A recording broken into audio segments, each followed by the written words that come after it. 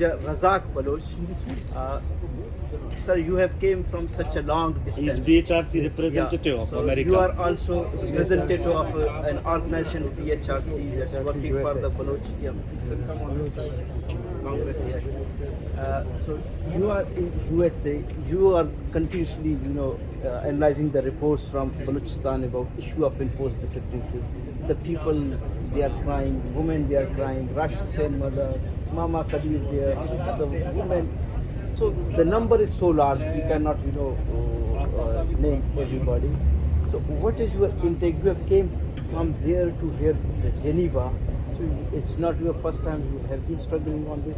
So what is your take, and then what is your call to the UN bodies? What sort of steps they should or procedure they should follow to make safe recovery of missing persons? First of all, let me clear this, that Pakistan is not a civilized country. In a civilized country, a member of United Nations will follow the rules of the United Nations. We have to go to the background, why these disappearances and why so much brutality against Baloch. When 1947, they made Pakistan, but the missing link was Balochistan. For the strategic depth, they needed Balochistan, but they played the game, so make Pakistan first and then capture Balochistan. With the help of British, the forcefully, the Balochistan was annexed with the barrel of the gun. That was the need of strategic depth at that time. Now today, Pakistani leaders openly say that the future of Pakistan is Balochistan. Why they say this? Because of the wealth of Balochistan. Why they are doing this brutality? Because of the wealth of Balochistan. Balochistan is the rich country. And today our people are suffering. And Pakistan army is doing brutality so that the Baloch is going to give up. Let me tell you, Baloch is not going to give up. We will never give up our land. We will never bow down to this terrorist army. That's why our political cadre, our students, our sarmachars, they call them in the mountains, they are resisting. We are here to tell the United Nations, we are dealing with a country, just imagine, we are occupied by a country which is called Pakistan. Pakistan itself is a beggar country. We are occupied with the beggar has occupied us. They cannot feed themselves, they cannot feed their army. So they are doing brutalities. This abduction and killing and dumping of the people is not going to stop. The United Nations must act. If you say you are civilized, who's controlling all this, the system of the world? United Nations. So why they're deaf and dumb? When we come and cry over here, the Kashmiris, they cry, the Sindhis cry, Pashtuns cry, Baloch cry, and our cries are not heard. We are also human beings. That's why the General Secretary of United Nations goes to sit with the killer of my people. They shake hands with them, the army people. And army is the one who's killing our people. We want the army to get out from there. Just get out from there. So who's going to act? Now the Pakistan is become a liability for USA, it's become a liability for Britain, become a liability for the Western countries. They created this country, so now they have to suffer. And we are suffering because now the second phase. First it was needed for the strategic gap. Now it is needed to control Baloch wealth, the Baloch gold, the Baloch minerals, the coastline, strategic location, and they claim that this is Pakistan. This is not Pakistan. Balochistan is not Pakistan. Pakistan is not a civilized country.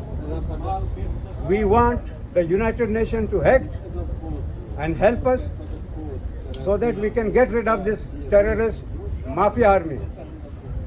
Look at the flood situation over there. Look at our children sitting in the rain, in the winter, in all the weathers. Look at Mama Kadir sitting for years and years and years. His son was killed and tortured and killed. So why we come here and cry? So that the United Nations must act.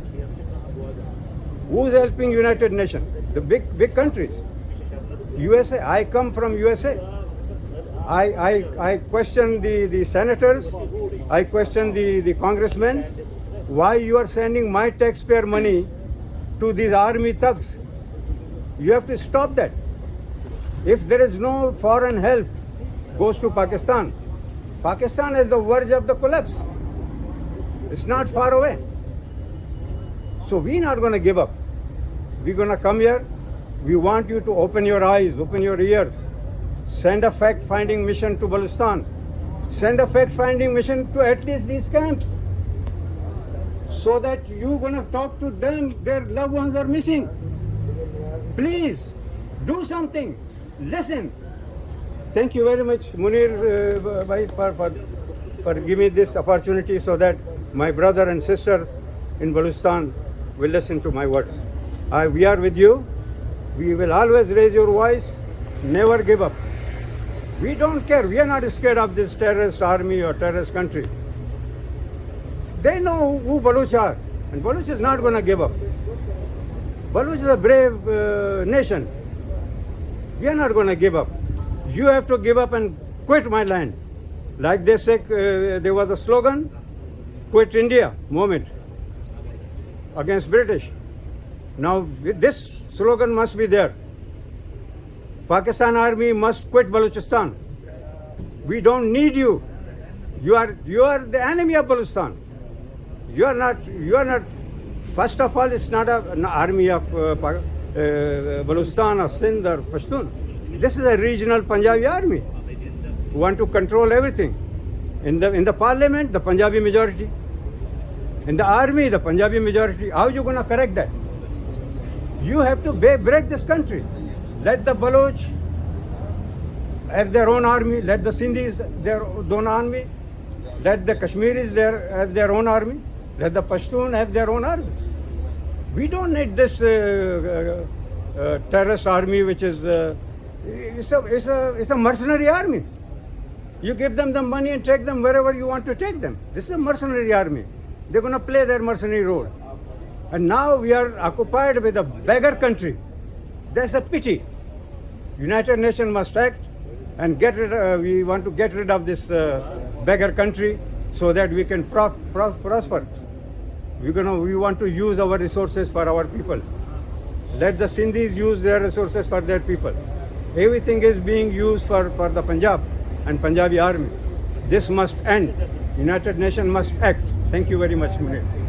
I'm highly thankful to you, sir. I'm really honored by your presence and the way you elaborated, the issues, and with your this call that leave our land, that the agony of the Baloch people is because of the presence of the Pakistani army. On the day the Pakistani army steps out, the issue of enforced disciplines is the agony of the Baloch people, the atrocities which they are facing, that will end. So I'm highly thankful to you for your inspiration. Thank you.